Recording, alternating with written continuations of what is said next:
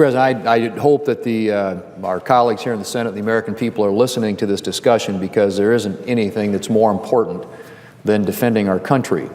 And the debate that we're having here today is really about the tools that our intelligence community uses to prevent a terrorist attack. And as we look at and discuss the legislation in front of us, I think it's really important that we not forget that we are living in dangerous times. This is the most dangerous time literally since 9/11 in terms of the terrorist activity that's out there. As the senator from North Carolina pointed out, we have a big, big bullseye. The United States and people in this country, the things that we believe in, the terrorists would love nothing more than to be able to take out and destroy through some terrorist act, Americans and American interests. And so I think it's really critical. Senator from North Carolina did a great job. Senator from Indiana, I know, is going to speak here in a few minutes on this subject, but I hope that everybody listens carefully, because we are on the cusp of doing something that, in my view, does in fact weaken the very tools that have been used, the capabilities that have been used to prevent those terrorist attacks. And the ironic thing about it is, if you frame this up, you look at the threats that are out there, the dangerous times in which we live, and the success of these programs and how effective they have been in the past at preventing a terrorist attack. And what's being talked about are potential abuses, hypothetical examples of how these programs could be abused, but they haven't. The fact of the matter is they haven't. And we have a long period of time now in which to examine the effectiveness of these tools relative to the arguments that are being made about their abuse, and they just don't exist. There isn't a documented case in the time that these tools have been in existence of anybody's privacy being breached. And so it's really important that we look at these issues in light of what we're up against and what our number one responsibility is, and that is defending Americans and American interest. And this discussion is critical to that. Mr. President, I want to speak on another subject this morning, and that has to do with Friday morning of last week's headline from the New York Times, which I thought was pretty grim. And that is that the U.S. economy contracted by 0.7% in the first quarter. Now let me repeat that, Mr. President. Not only did our economy fail to grow in the first quarter of 2015, it actually shrank. That's pretty discouraging news for millions of Americans still struggling in the Obama economy.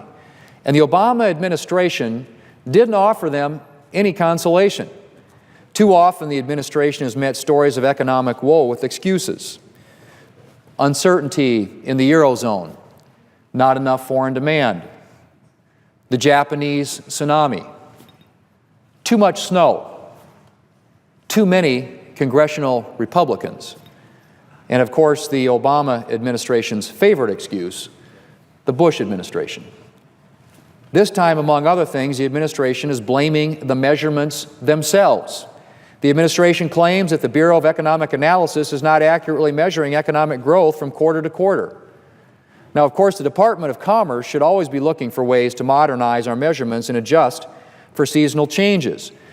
But, Mr. President, no arithmetical sleight of hand can disguise the fact that our underlying economy is so weak that isolated events can shut down economic growth altogether and actually push our economy into the red. Economic growth has averaged an abysmal 2.2% under this administration since the end of the recession. That's one of the weakest economic recoveries in the past 70 years.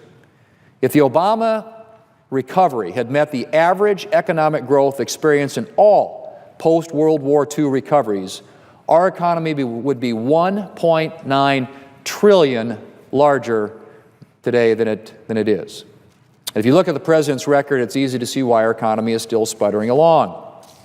A failed trillion-dollar stimulus, $1.6 trillion in new taxes, the President's health care law, which raised premiums for families and increased costs for small businesses, 2,222 new regulations costing more than $653 billion in new compliance cost, a federal debt that has doubled on the President's watch, a financial reform bill that is overreached and is stifling community banks and lending across the country, and a runaway EPA that wants to increase electricity rates on families who are already struggling with stagnant wages, and now wants to regulate ditches and ponds in farm fields across the country.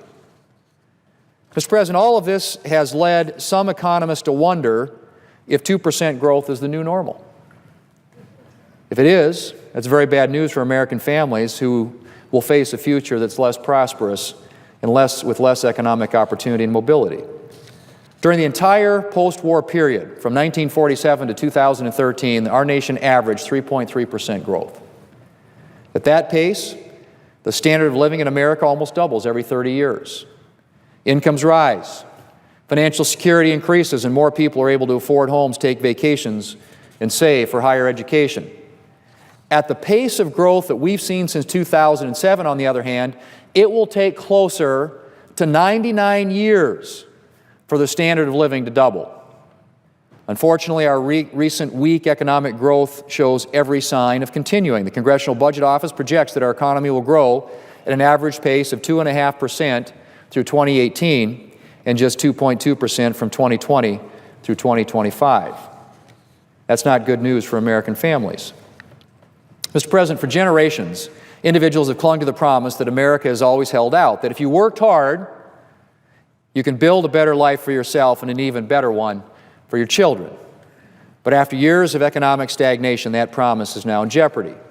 A survey released last September reported that nearly half of Americans over 18 believe that their children will be worse off financially than they are. A similar percentage of Americans no longer believe that if you work hard, you'll get ahead. Their disillusionment is not surprising. The weak economic growth we've experienced over the past several years has left families struggling to make ends meet. Americans are struggling to meet health care costs and to make mortgage payments. They're no longer sure that they can put their children through college or retire comfortably. Some have even lost their homes. Good-paying jobs are few and far between. The U.S. Census Bureau reports that for the first time since the government began tracking the number, more businesses are closing each year than are being opened. Think about that. More businesses are closing. There are more business deaths than there are business births in this country today. Millions of Americans are unemployed. Millions more are being forced to work part-time because they can't find full-time work. 40% of unemployed Americans have become so disillusioned with the lack of opportunity that they've given up entirely looking for work. 40%. That's a staggering number. If the unemployment rate were changed to reflect the number of unemployed who've given up looking for work, our current unemployment rate would be well over 9%. But the good news, Mr. President, is things don't have to stay that way. We can enact pro-growth policies that will return our economy to a more prosperous path in the 21st century.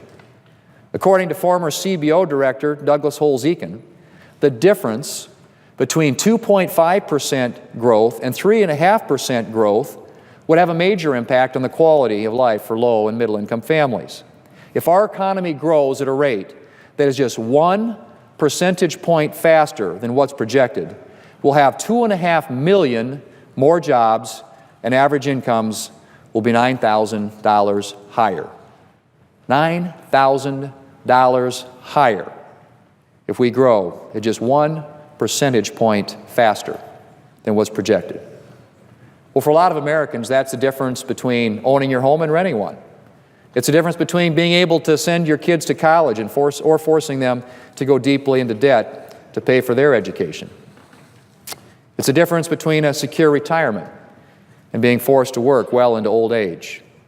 Additionally, the CBO estimates that for every additional 0.1% increase in economic growth, it reduces our deficits by $300 billion over the next 10 years. That means an additional percentage point in economic growth will reduce our deficits by $3 trillion over the next 10 years.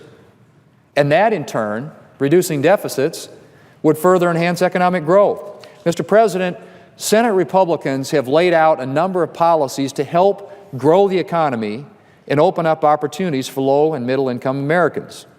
We proposed energy policies that will expand domestic energy development, which will help drive down energy prices. We're advancing trade policies that will help create more opportunities for American workers here at home by increasing the market for U.S. goods and services abroad. We proposed tax reform that will simplify our outdated tax code and make our businesses more competitive, which will open up new jobs and opportunities for American workers. We've laid out entitlement reforms that will keep our promises to our seniors while protecting our economy by reducing our long-term deficits. And we're pushing for regulatory reforms that will rein in the out-of-control government bureaucracies that are stifling economic growth.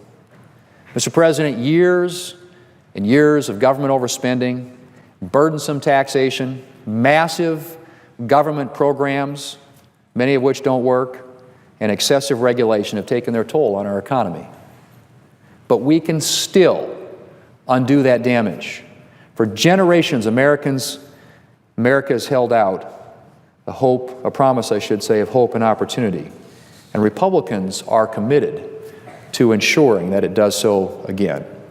And we invite our colleagues to join us, Mr. President, because we can have a better, brighter, and more prosperous future for future generations of Americans by changing the directions, changing the policies, doing away with the regulations, the overreaching government that have made it so difficult for so many Americans to get ahead. Mr. President, I yield the floor.